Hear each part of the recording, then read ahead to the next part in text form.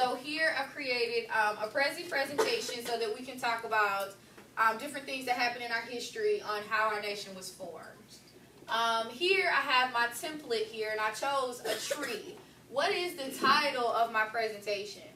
Ronell? Creating a new nation. Why do you think I used a tree as the template for my creating a new nation, Savannah? Well, because like the tree is like our nation, and then how it grows, our nation gets stronger. Okay, very good answer. That's exactly why I chose it, because we had to have roots. A tree has roots, right? Mm-hmm. And then it has its core, which is its base foundations, which we have those as well. And then it has all of these branches that go off of it that make up still part of the tree. So we have different branches of government. We have different philosophies on how our government should run, and that makes up our branches and our leaves of our tree. So our government grew from this very small government where states had more power to this really strong central government to where the federal government had the majority of the power. All right, so we're going to start down here with our roots, and we're starting at the foundation here. All right, our foundation of our government started with the Articles of Confederation. We had delegates, which are people who represent our country. They came together and they came up with this system to govern us. It's called the Articles of Confederation. It was a very weak national government, and it left most of the power up to the states. So really, the states were stronger than the government. It's kind of like me, I'm the national government, and like Hulk Hogan is the states. You get the difference? Because Hulk Hogan is much stronger than I am, right? Yeah. So that's how it was in the beginning of our country. They were accepted, our states, and at the time we didn't have 50 states, we had 13 states. They all accepted the Articles of Confederation in 1781 when the Revolutionary War ended. So it gave Congress the power to declare war, print money, and make treaties.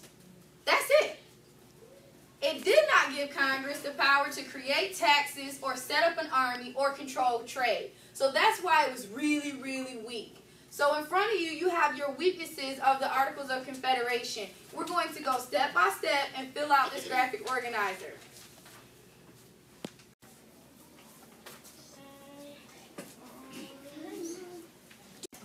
I have all my pictures.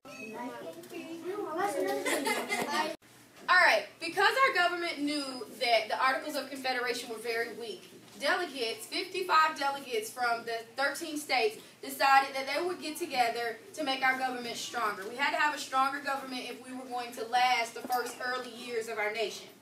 So they came together at a constitutional convention where they were going to discuss certain issues that we were having in our nation. Like, for instance, our government couldn't wage war, couldn't wage war, couldn't set up army, they couldn't create taxes or control trade. Those were all issues in the first 8 years of the Articles of Confederation that they felt like we needed to change.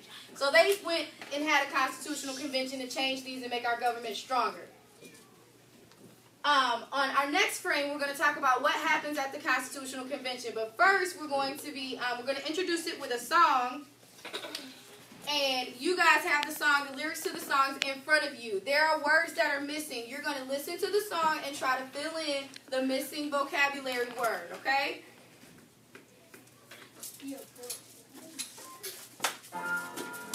John Locke, representing the Enlightenment. I got it on lock.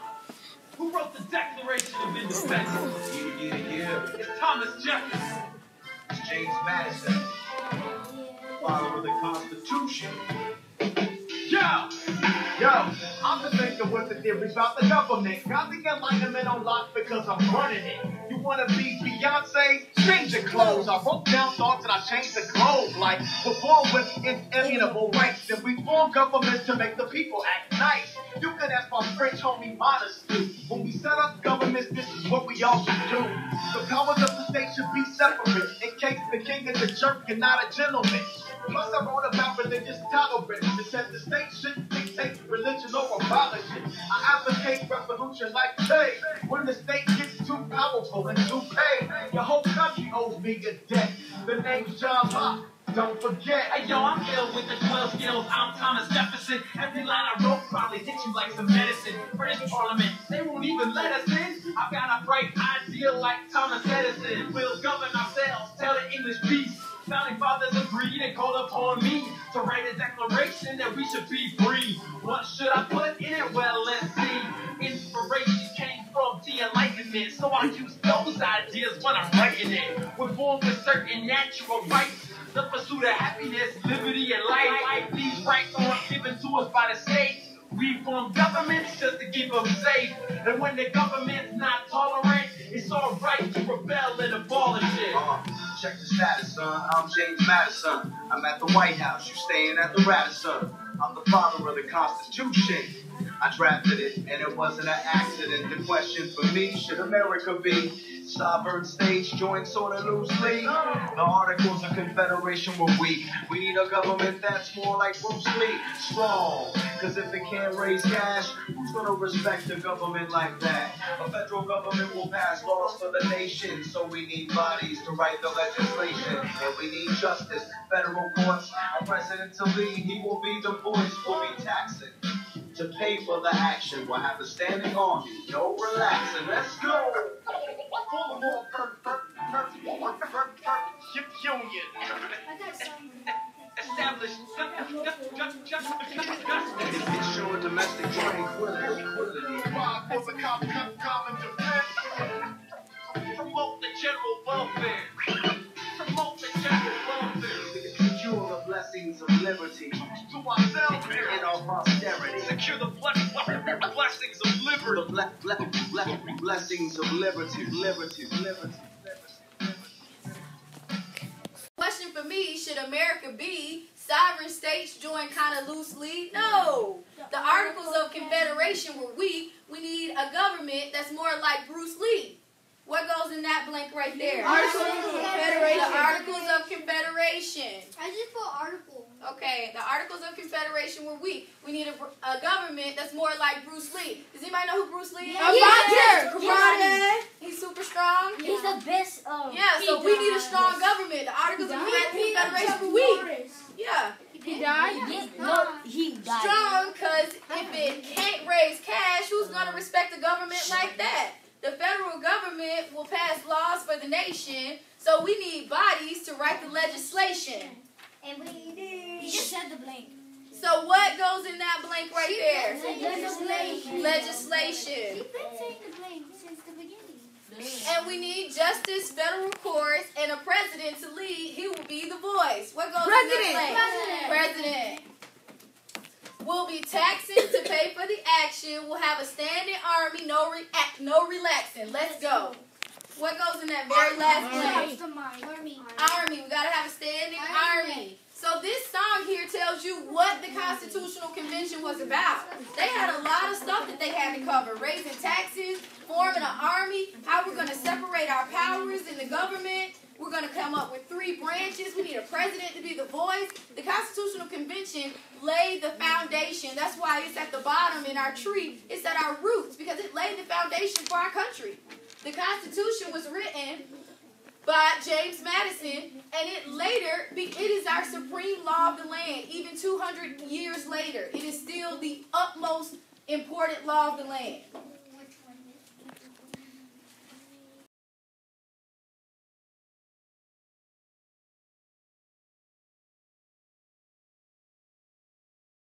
All right, guys, so we're going to review the debates at the Constitutional Convention. We all know that we started out with the Articles of Confederation. They were very weak, so we had 55 delegates come together at the Constitutional Convention, and they had a debate about how to make our government stronger. The first issue was the Great Compromise, and it was proposed by Robert Sherman. The Great Compromise, and you guys can take out your graphic organizer and fill this out as we go. The Great Compromise was, we only had one body of government. There was only one house. The Great Compromise was that there needed to be 2 houses. So you need to make sure that you put that there were 2 houses. It stated that Congress should have 2 houses. What are those 2 houses? House of Representatives. House of Representatives And the Senate. and the Senate. Yeah. All you need to do is put 2 houses, and then you need to put House of Representatives and Senate. Okay? The Great Compromise, House of Representatives, and 2 Senates. We were going to have a 2-house government.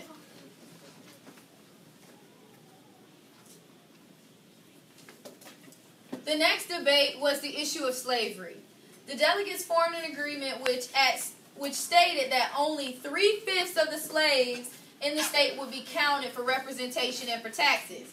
This was a big issue because the South had a lot more slaves than the North did, because during this time the North was starting to see that our feelings about slavery are a little bit different than the South. The North had factories, they had businesses, so they had people working in those jobs, whereas the South was more agricultural and they had people working farming. So they needed slaves to farm. So during this time, we know that because we have a 2-house government, the House of Representatives is based off the population of the state. So if you got a state that has a whole lot of people, they have more representatives in Congress. If you have a state that only has like a little bit of people, they have less representatives in Congress. So in the South, they wanted the slaves to be counted for their representatives so they could get more representatives. But they didn't want them to be counted for taxes. So the compromise here was that on the issue of slavery, we were only going to count one slave as 3/5 of a human. We're only going to count that person of African American descent, they were only going to count as 3/5. They weren't going to count as a whole person. So they took their whole slave population and they multiplied it by 3/5, and that's how many slaves they counted. They only counted 3 out of every 5 to go towards population so that they could get representatives in the House of Representatives. Does that make sense?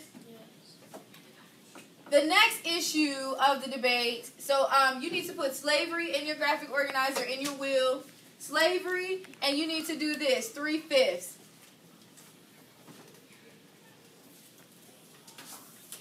3/5 of the slaves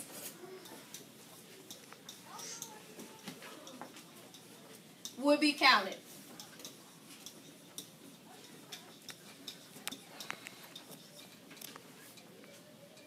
Three-fifths of the slaves would be counted.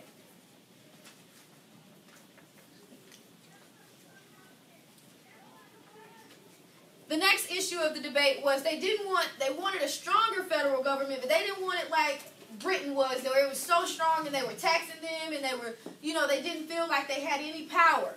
So the next issue was rights of states. So it says in the House of Representatives, the number of representatives was based off the population, and in the Senate, each state gets 2 representatives. So they tried to kind of even it out. So the Senate, every state's going to get 2 people to represent them in the Senate.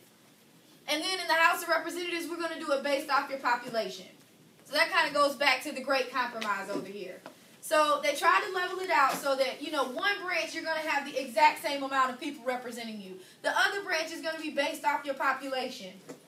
And that's why the South was trying to get the slaves to count, and the North was trying not to get the slaves to count, because they wanted more representatives in Congress. So on this one, you just need to say the House of Representatives based on population.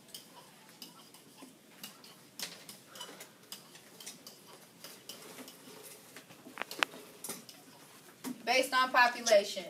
And the Senate, 2 per state. So because these debates happened at the Constitutional Convention, we formed our government. We said, going back to the song, that the branches of government needed to be separated so that one branch wasn't more powerful than the other branch. We also decided that we needed a supreme law or group of laws that would govern our country. And that's called the Constitution, hence why that convention was called the Constitutional Convention.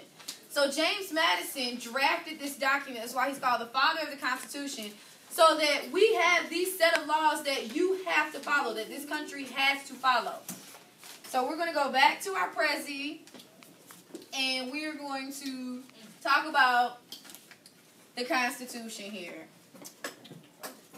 We're going to our core. All right. The Constitution also has amendments, which are changes that we put in to the Constitution. these changes, we have the Bill of Rights, which are the first 10 amendments, and that granted the citizens rights. So we're going to listen to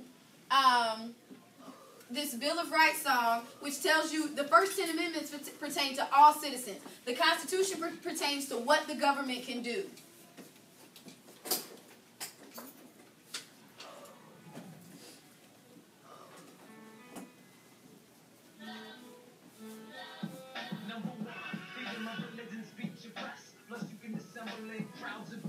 Number 2, right to bear arms and cannons. I bet the Minutemen didn't know about handguns. Number 3, when soldiers get sleepy, you don't have to let them sleep up on your couch. Number 4, no one can search and seize it, protects me unless people have a warrant to arrest me. Number 5, if you arrest me, respect me. Sorry, Alec, there's no double jeopardy. What'd you do after school? I plead the fifth. What'd you do after that, dude?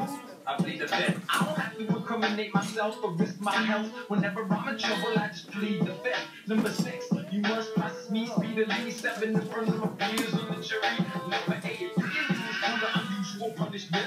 You can make me drink turpentine for the fun of it. 9, the people get more than these rights. 10 states can make other laws and they just might. This is the Bill of Rights. This is the Bill of Rights. This is the Bill of Rights. This is the Bill of Rights. This is the Bill of Rights. This is the Bill of Rights. This is the 10 Amendments, the first 10 of the Constitution, baby. The Constitution is the supreme law of the land in the United States. The Constitution gave the federal government more power. So we're going to watch a brain pop video about the Constitution.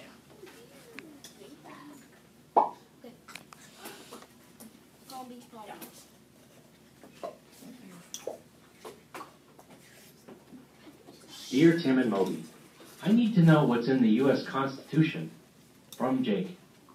The Constitution is America's plan for government. It lays out how the U.S. government works and how we all fit into it. The framers of the U.S. Constitution tried to create a flexible way to govern that would take the country into the future.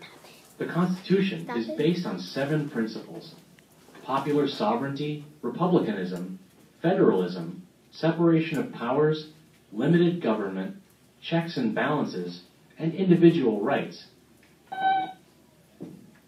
Yeah, I'll explain them. Popular sovereignty means that the people rule. Well, it's not like direct rule, like I can't do whatever I want or create a law, but we, the people, elect representatives who make the laws. That's one of the principles of republicanism. Democrats. Oh, no, it just means that the United States is a republic. The people exercise their power by voting for political representatives.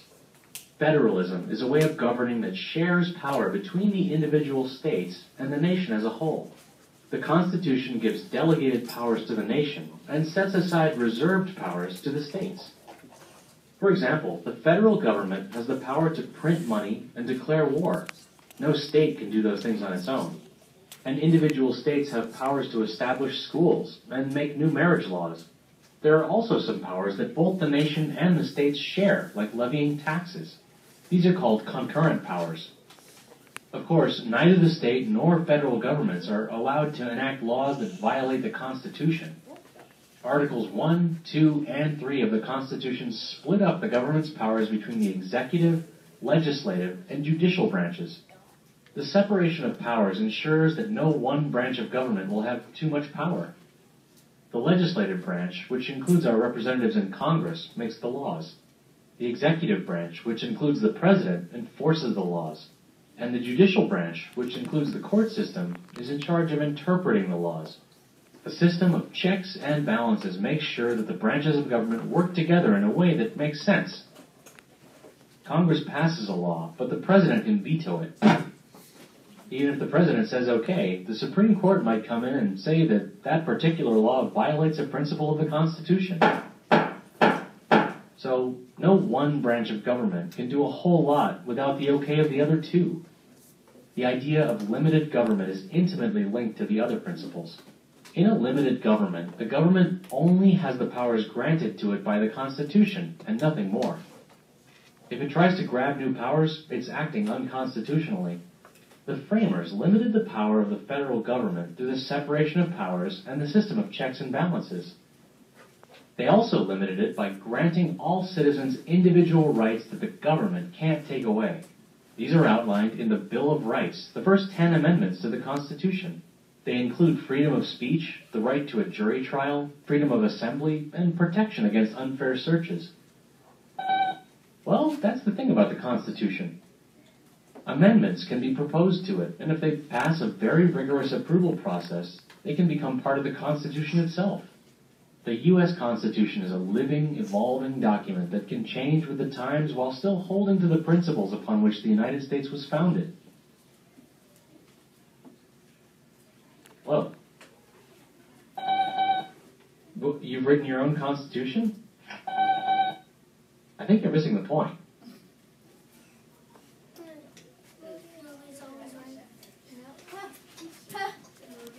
Alright guys, so we're going to go back to the Constitution song, A More Perfect Union.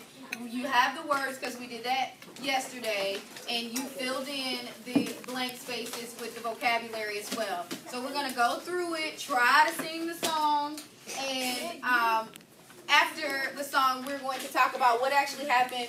You're going to discuss what happened at the Constitutional Convention and how the Constitution frames out our lives, how it makes how we live, and how we have to operate in the United States. You're going to discuss that with your group. So here is A More Perfect Union, the purpose of government. Can I sing this? Can I sing?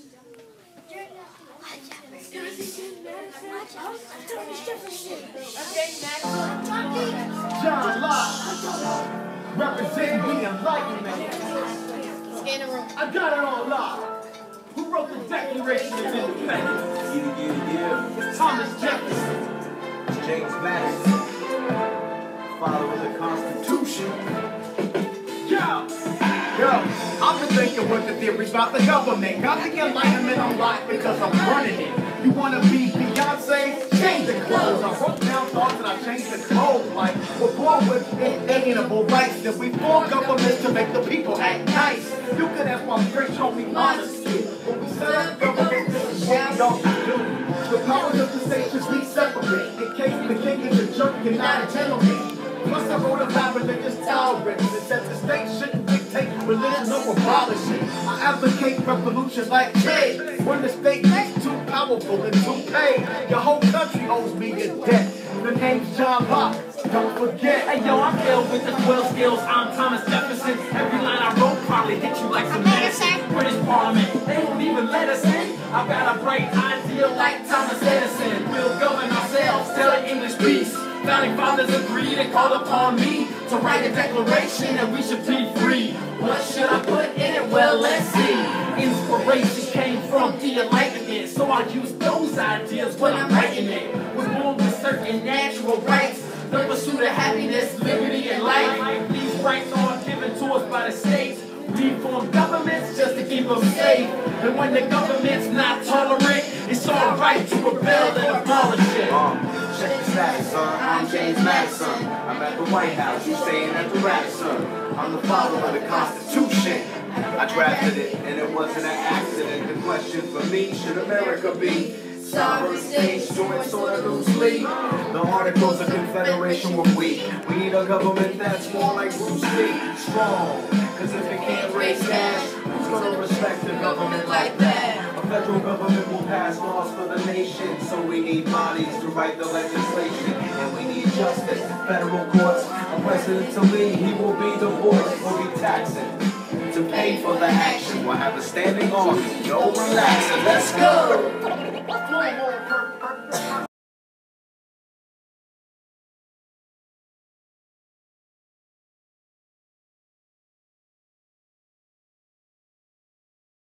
Alright, what you're going to do at your tables, you're going to have a discussion about what actually happened at the Constitutional Convention. You're going to talk about why is the Constitution important? How does it frame out our daily lives? How does it tell us what we have to do or what we have to live by? I'm going to pass out some guide words, which are the definitions to the words that were missing from the song. You must use some of those words in your discussions. We want to produce and create new vocabulary that you can use. Some of these words are really long. Some of them you've never heard. So I'm providing you with the definition so that you can use those in your discussions, okay? We do not want to tax ourselves to death, because if we did, then we would be like Britain, and then like Britain might tax their people to death, and we do not want to be like them. But we found out a way how to get taxes without taxing them to death. Chloe, how does the Constitution govern your life? How? What do you mean it lets you talk every day? Because of the Bill of Rights and what? I was born with the right to talk from the Bill of Rights. Okay. We will now be discussing the Constitutional Convention. Ronell will start. Today I will be talking about our president. Our president is the leader of our country and the leader of the executive branch. Our second and third president, and Benjamin Franklin, wrote the Declaration of Independence. A declaration is something that is announced, avowed, or proclaimed. Thank you, Ronell. We will now be letting Kenny Benjamin speak his business. Today we are going to be talking about the Army. The Army protects us in our state and country. It even protects the illegal rights. Thank you, Kenny. If I may ask a question, what else does our Army defend? It defends us. We will now let Deja speak her business. I'm talking about the Article of Confederation. It is weak, and they have to separate the branches. Thank you. We will now recognize Deja and stand. Please state your business. I'm going to talk about the legislation. The legislation is the laws made by Congress, and Congress makes the laws. I will also be talking about the alignment. John Locke and Thomas Jefferson made the Constitutional Convention from the Enlightenment.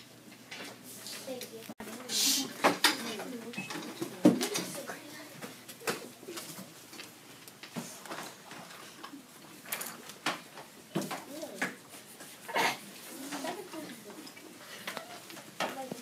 The Bill of Rights. The First Amendment. The government can't support a religion over another, which means the government can't stop people from worshiping any religion they wish. The Second Amendment. People can only use weapons to protect themselves or to protect their country.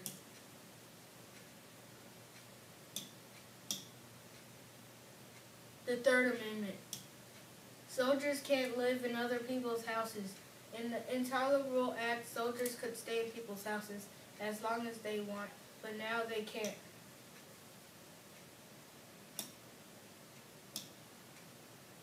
The Fourth Amendment. Police can't search people without a good reason. The only time police can search people is if they killed someone with a weapon or stole something.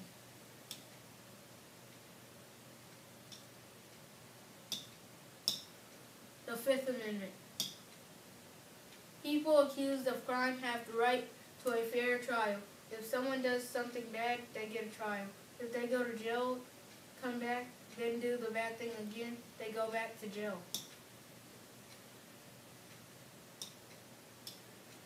The Sixth Amendment. People accused of crime have the right to a quick public trial by a jury. They also have the right to have a lawyer. The Seventh Amendment. People who steal something under $20 don't have to go to trial. The Eighth Amendment. People can stay out of trial if they pay bail. If they don't, they will go to trial. The Ninth Amendment. people can have other rights instead of the ones that are in the state.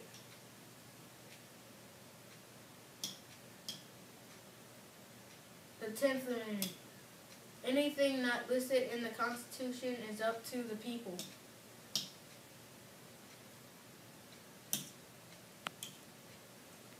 We created an extra normal episode about the Bill of Rights.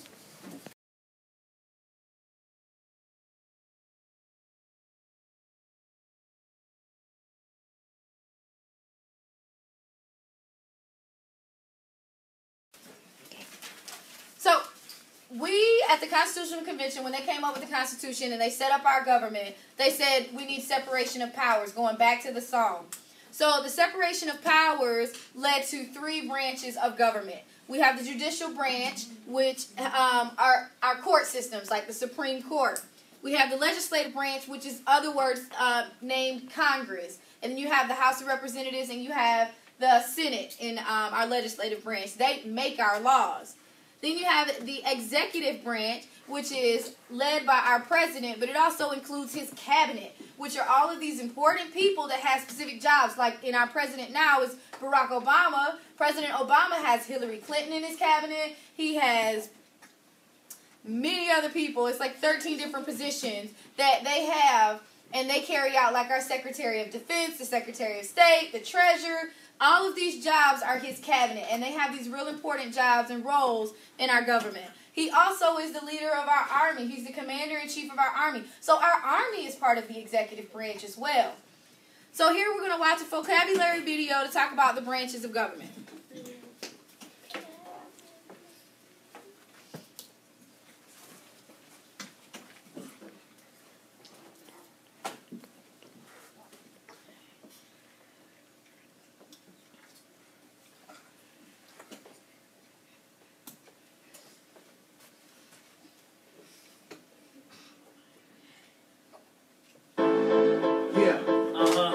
Legislative branch. Yeah, it's the courts. This is the executive branch. I'm the one that has the laws. So if you want to make something happen, you gotta go through me. Who's calling? She's the vocabulary. Let's go. It goes check, check, 2-state balance, not just one. We bring 3 talents of powers. Gotta keep them separated. That's the motto. We made it. 3 branches of government. That's all. Legislative writes the laws. Executive executes laws so official. The court system is judicial. I'm the legislative branch. I write laws. Without me, it'll be anarchy, of course. Say my name. I'm called Congress, sitting on Capitol Hill. Kid, that's honest. Made up of the Senate and the House of Reps. We write a bill and send it to the president's desk. We legislate, and we roll deep. 535 members in my clique. State, Senate, each state sends 100 senators and all. That's how we do. The House of Representatives is by population. Cali reps the hardest, no debating. If my bill gets a presidential veto, I can override that with enough people. I wrote the budget and I'm passing the laws. No, I'ma grab the mic and pass it off. Oh, hey, Congress, sometimes I need to mess with the plans. I carry out laws, I'm the executive branch. I'm the president. Roll with the VP and cabinet. I'll veto your laws if I'm not having it. So hail to the commander-in-chief. All the armed forces need to follow me. My power's been blossoming since George Washington stepped into the office and did awesome things. I got a bowling alley in my home where I call in airstrikes from invisible drones. Who will put the cabinet and judges too? The boss in the Oval Office, that's who. Check, check, I'ma keep it short, the judicial system. I'm the courts, my highest court, that's supreme. All 9 justices know what I mean. Nominated by the press, confirmed by the Senate. No term limits, they serve a life sentence. Plead your case, it's not unusual for me to rule a law unconstitutional. So I write a law, well I might veto it, and I can override that. You know it, man. I'm executive, the one that carries it out. Can't get challenged in the courts, that's what I'm all about. I might declare it unconstitutional. I can impeach judges who act unusual. I nominate justices in the first place. I can impeach you too if you step out of place. 3 branches of government, that's all. Legislative writes the laws. Executive executes laws so official. The court system is judicial. 3 branches of government, that's all. Legislative writes the laws. Executive executes laws so official. The court system is judicial. It goes check, check, 2 state ballots, not just 1. We bring 3 talents to powers. Gotta keep them separated. That's the motto. We made it. Alright, so today what you are going to do is we're going to work with the separation of government, the 3 branches of government. You are going to create a tree with different leaves, and each leaf has a job that the branch of government does. You are going to sort through them, and you are going to paste them on your tree under the right branch of government that it goes on.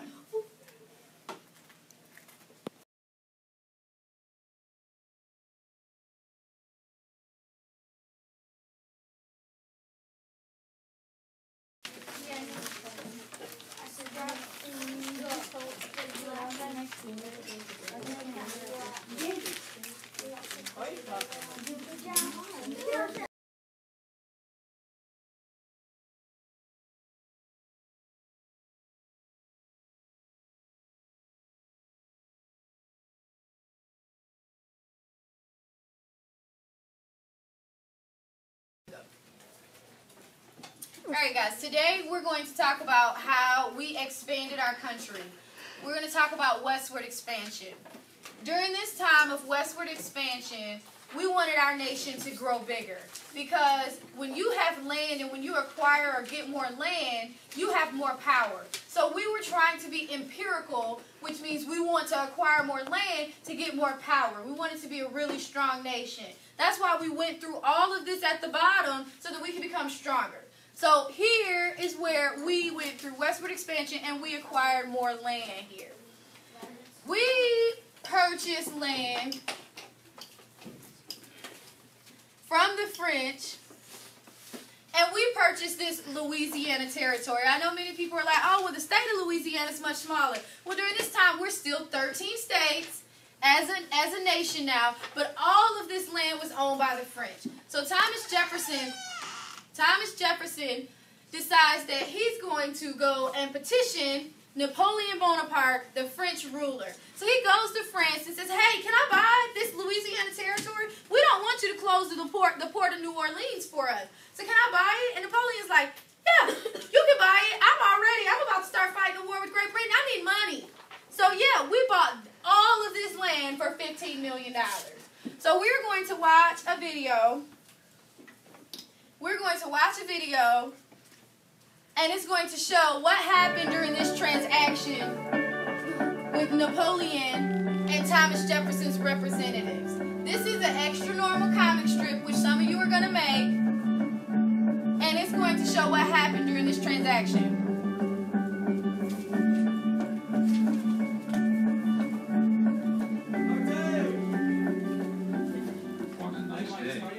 I hope Livingston has made it to France okay. What will I do if Bonaparte says no? Well, I should hear soon. I just feel so indifferent about this. Shall I purchase this land? It seems too unconstitutional. There is many questions that I am unsure about. I just need to go back inside and work on a new bill or something.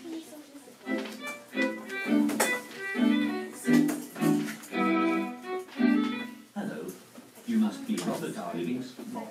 It is I, Livingston. I'm here to discuss something important that deals with the United States. Please share with me the idea that has been brought to your attention. You see, President Thomas Jefferson has got news that the Louisiana Territory has been given to the French. Yes, it has. Such a fine place to be, no? Yes, sir. Well, we would like to negotiate a trade with you. A trade? What kind of trade? We would like the Louisiana Territory, and in return for such land, we are prepared to give you money. Well, I don't know. There is trouble in the Caribbean. Saint Domingue is under revolution, and it is a French nation. It seems to be right now that most of the Haitians are beginning to take over. How much are you looking to pay? We would give you a maximum of 10 million. That is insufficient. This land is worth more. Well, what do you want for it, sir? Let me think. I will offer it to you for 15 million, and that is my final offer. That is a bit pricey, but President Jefferson really does want it. Then do you have the 15 million or not? I will speak with him within the next week. I shall return to you with a short answer. Okay, so Jefferson does want the land. Oh, he does. Then wonderful. Then the cost is 15 million. Oh, all right. I will send the money to you by port. It will have to be under surveillance because there is literally a boatload of money coming in. Sounds good. Dear sir, the plans and map of the entire territory is right behind us. The guards will be happy to relinquish it to you. Is that all? Looks like it is. Pleasure doing business with you. I promise Mr. Jefferson will do great things with this land.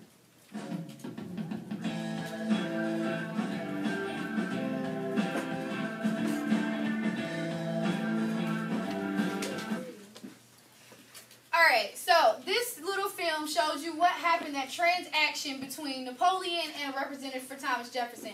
We got 828,000 square miles of land for $15 million. That is like really, really cheap compared to how much we pay for land now.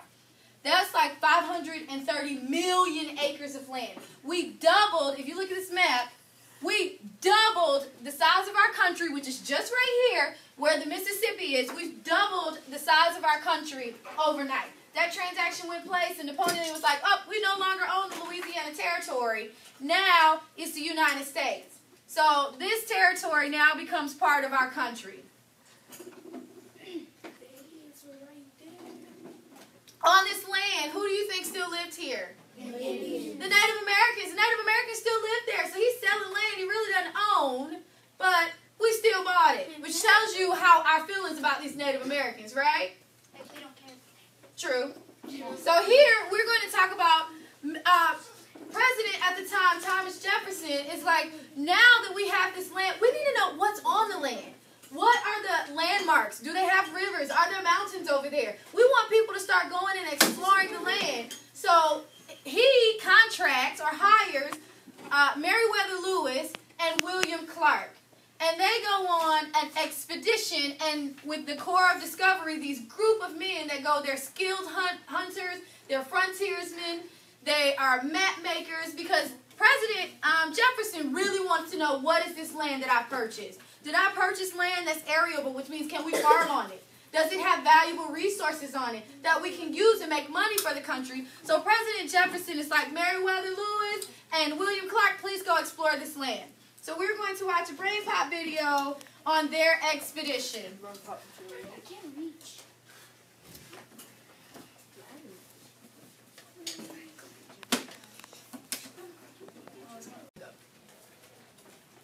Alright guys, today we're going to talk about how we expanded our country. We're going to talk about westward expansion. During this time of westward expansion, we wanted our nation to grow bigger, because when you have land and when you acquire or get more land, you have more power. So we were trying to be empirical, which means we want to acquire more land to get more power. We wanted to be a really strong nation. That's why we went through all of this at the bottom, so that we can become stronger. So here is where we went through westward expansion and we acquired more land here. We purchased land from the French, and we purchased this Louisiana territory. I know many people are like, oh, well, the state of Louisiana is much smaller. Well, during this time, we're still 13 states as a nation now, but all of this land was owned by the French. So Thomas Jefferson decides that he's going to go and petition Napoleon Bonaparte, the French ruler. So he goes to France and says, hey, can I buy this Louisiana territory? We don't want you to close the port of New Orleans for us. So can I buy it? And Napoleon's like, yeah, you can buy it. I'm about to start fighting a war with Great Britain. I need money. So So yeah, we bought all of this land for $15 million. So we're going to watch a video.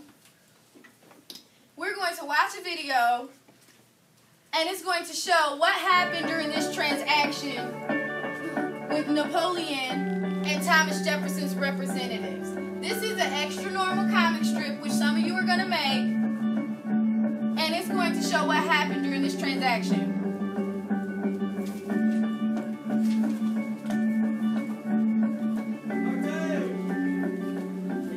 What a nice day. I hope Livingston has made it to France okay. What will I do if Bonaparte says no? Well, I should hear soon. I just feel so indifferent about this. Shall I purchase this land? It seems too unconstitutional. There is many questions that I am unsure about. I just need to go back inside and work on a new bill or something.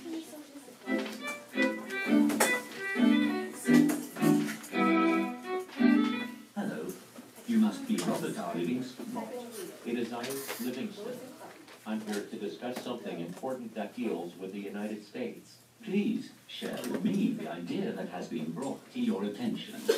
You see, President Thomas Jefferson has top news that the Louisiana Territory has been given to the French. Yes, yes, it has. Such a fine place to be, no?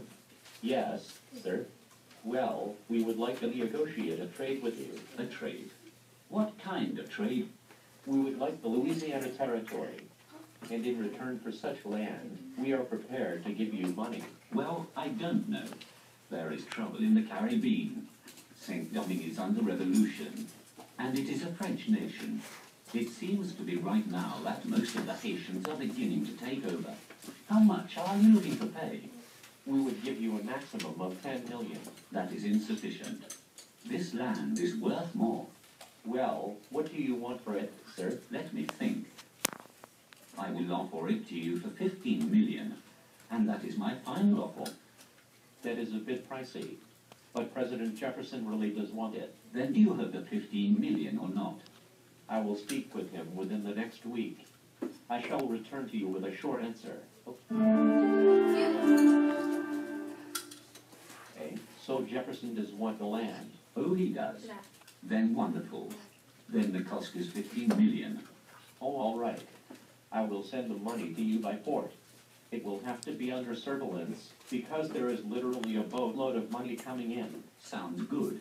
Dear sir, the plans and map of the entire territory is right behind us. The guards will be happy to relinquish it to you.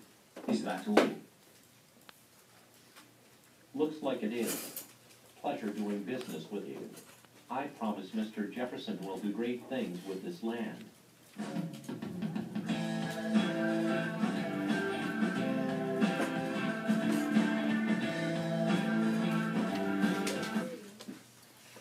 Alright, so this little film shows you what happened, that transaction between Napoleon and Representative for Thomas Jefferson. We got 828,000 square miles of land for $15 million. That is like really, really cheap compared to how much we pay for land now. That's like 530 million acres of land. We doubled, if you look at this map, we doubled the size of our country, which is just right here where the Mississippi is. We've doubled the size of our country overnight. That transaction went place, and Napoleon was like, oh, we no longer own the Louisiana Territory. Now it's the United States. So this territory now becomes part of our country. On this land, who do you think still lived here? Indians. The Native Americans. The Native Americans still live there. So he's selling land he really doesn't own, but we still bought it. Which tells you how our feelings about these Native Americans, right? Like we don't care. True. So here we're going to talk about President at the time, Thomas Jefferson, is like, now that we have this land, we need to know what's on the land. What are the landmarks? Do they have rivers? Are there mountains over there? We want people to start going and exploring the land. So he contracts or hires Meriwether Lewis and William Clark. And they go on an expedition, and with the Corps of Discovery, these group of men that go, they're skilled hunters, they're frontiersmen, they are map makers, because President Jefferson really wants to know, what is this land that I purchased? Did I purchase land that's arable, which means can we farm on it? Does it have valuable resources on it that we can use and make money for the country? So President Jefferson is like, Meriwether Lewis and William Clark, please go explore this land. So we're going to watch a brain pop video on their expedition.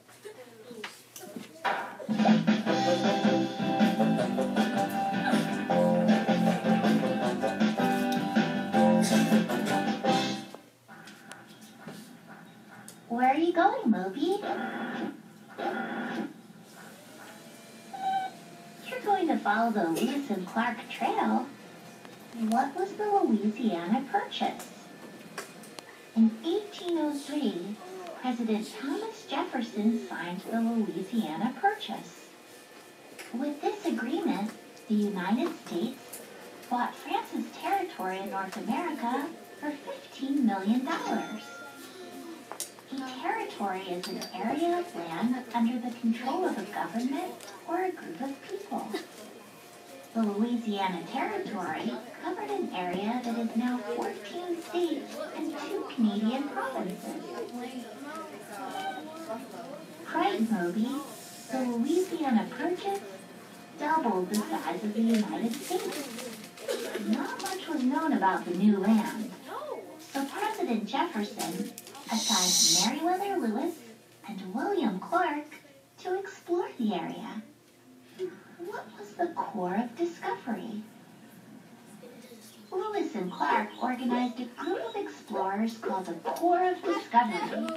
Altogether, there were 33 men. And 1 dog. They planned an expedition to travel across the Louisiana Territory. An expedition is a journey with a specific goal. Their goal was to find a path to the Pacific Ocean and meet the native people along the way. Clark's main job was to make maps of the area and to navigate or direct their path.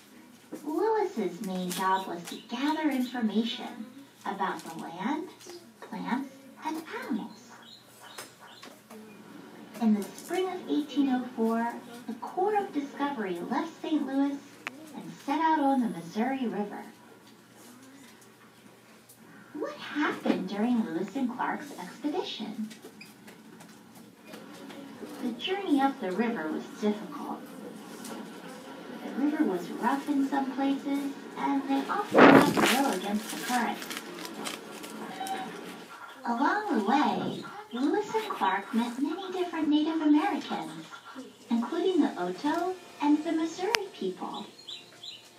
As a sign of friendship, Lewis and Clark gave the leaders peace medals. Some Native people, such as the Teton Sioux, did not trust the explorers. They didn't speak the same language, so there were a lot of misunderstandings. In October of 1804, the explorers built a fort in an area that is now part of North Dakota.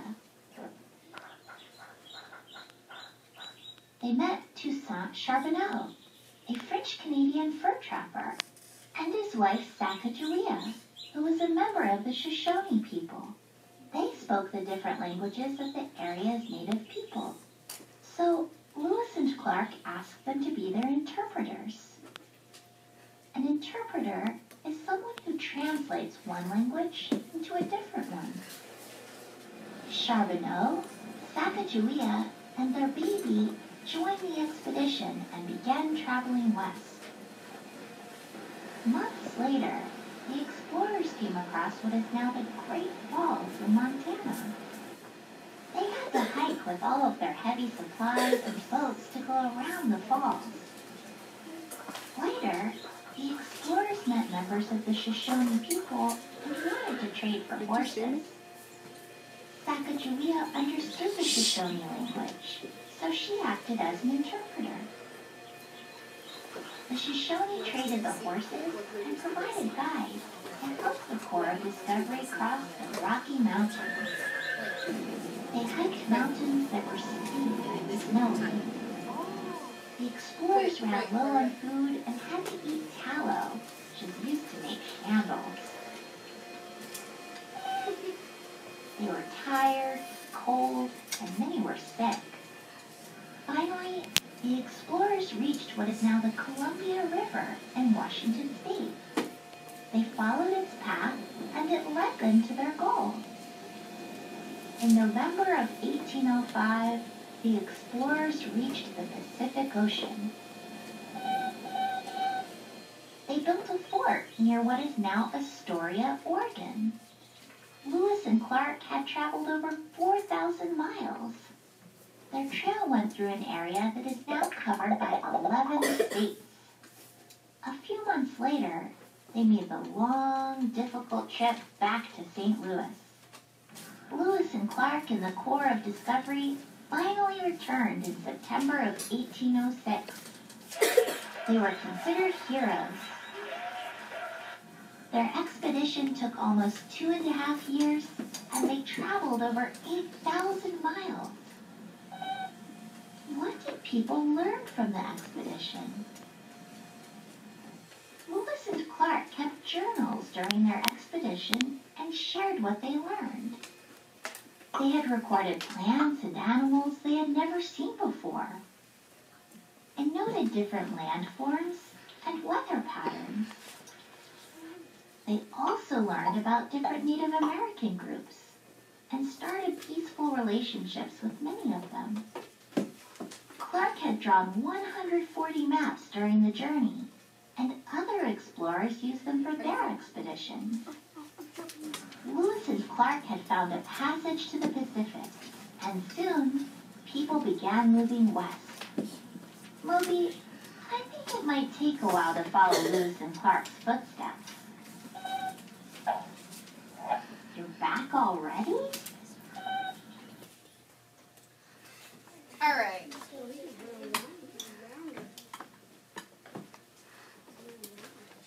Back to Prezi. All right, so we know that Lewis and Clark were hired by our president. So what we're going to do is we're going to go and we're going to join the Corps of Discovery. We're going to talk about what is it that you saw as being a member of the Corps of Discovery. What type of plants and animals did you see? What type of landforms did you see? What territory did you explore? What did you learn as you went on this trip with Lewis and Clark? So you are going to do it in 2 different forms. Some of you are going to write a letter. Others are going to do a travel guide for people so that we can look back on this experience and this journey that you had and have evidence of what you've learned and what you've taken away from it.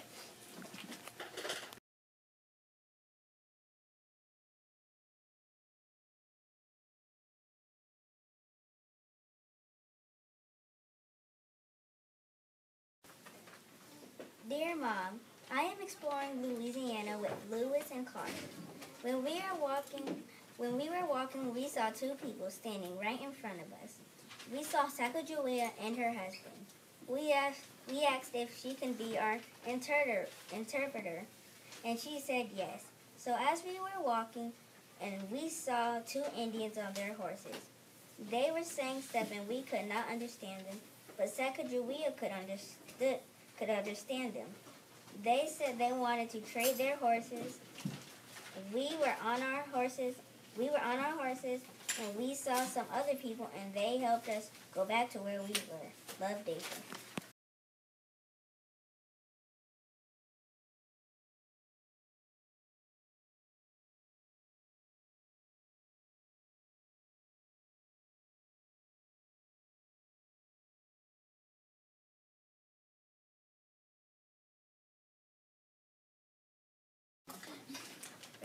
Dear Tyler, have you ever wondered what Lewis and Clark saw while exploring Louisiana? Well, I will step into their shoes and tell you. Thomas Jefferson wanted some land from the French, but before he could buy it, he wanted to learn about it. So he sent Meriwether Lewis and William Clark on an expedition to learn about the land. They also went with 30 other men. As they went, they met an Indian woman named Sacagawea, and she was an interpreter for the Indians that they met. They also were looking for a route to the Pacific Ocean from the Mississippi River. Lewis and Clark traveled for many, many days and finally came back, and Thomas Jefferson bought the land, and that made Louisiana free.